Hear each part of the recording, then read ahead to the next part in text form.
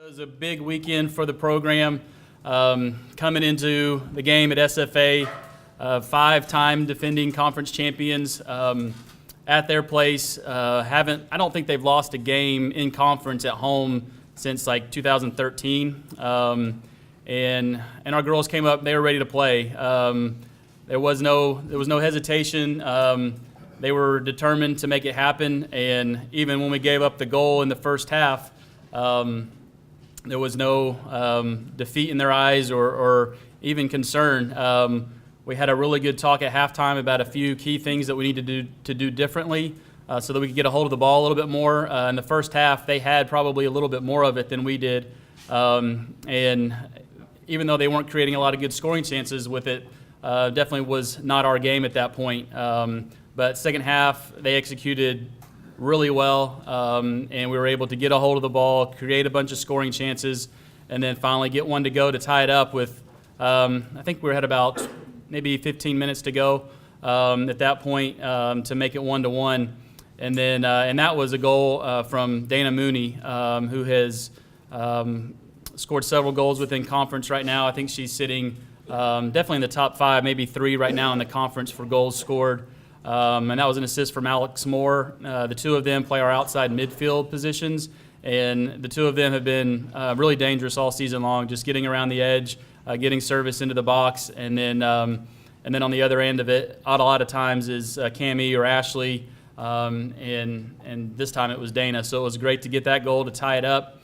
And then we kept going, kept getting after him, trying to get the game winner. It kind of felt like we might be headed to overtime, but then with 3 minutes to go, Dana got the ball over in the corner, served in a great ball, and Cammie was able to head it to the back post to beat their keeper to give us the lead. 3 minutes and 9 seconds to go. So it was really exciting for the team. Coming into the week, Cammie was the conference player of the year, in 1 week, conference player of the week, and so you could tell a lot of, and then she was also the national player of the week. You may have seen that NCAA player of the week. Cammie was selected for that for last week. So coming into the game, you could tell there were a lot of eyes on her. The other team was around her a lot, and their baseball team down in the corner was on her the whole game. And for her to be able to stay focused on the task at hand, to play well, and then to get the game winner was, just a testament to her and her ability to focus on what we needed her to do and just to keep working hard. So it was a tremendous night for the whole team. I've mentioned before that we track our passing percentages during the game to see who's connecting passes. And again, our midfielders were unbelievable on the night, especially Allie Coleman. We play with 2 central midfielders, which a lot of teams play with 3, and SFA does. They play with 3 inside, and so a lot of times they're outnumbered in there, and with all of the options and things around them as far as opponents, for them to have the percentages that they're having right now is really just unbelievable. Both Allie Coleman and Shelby Wilson play in there for us, and both of them were very good. But Allie, in the second half, I think she missed on 1 pass the entire second half, which is really, like I said, unbelievable. So they're doing it. They're doing it from both sides of the ball. They got to defend a lot. They start our attack, and for them to be able to have a night like that at their place against that team really says a lot about them and their abilities. I guess the last part I wanted to talk about was just the defensive side of the ball. We split time and goal again. Anna came up huge in the first half with a couple big saves. And in the second half, Lauren didn't have quite as much to do. We limited them to 2 shots on goal the entire night.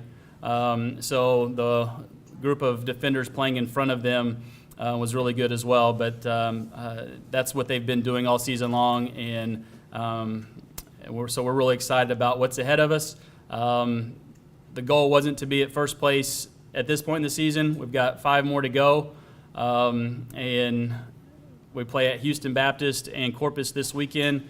It's a tough trip, long trip, and so the girls are going to have to be ready to go again. But then we do return home for 3 in a row to finish it out.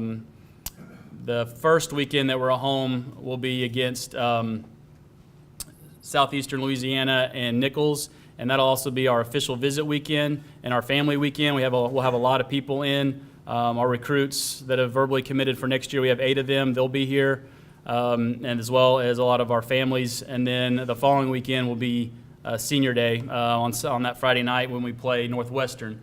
And we have, I think I've mentioned before, we have 4 seniors that are graduating plus 1 junior that's graduating early, so we'll be able to honor those 5 players on that Friday night. So we'll be gone this weekend, but then we'll need you out at the Stevens for the last 3 to finish this out. So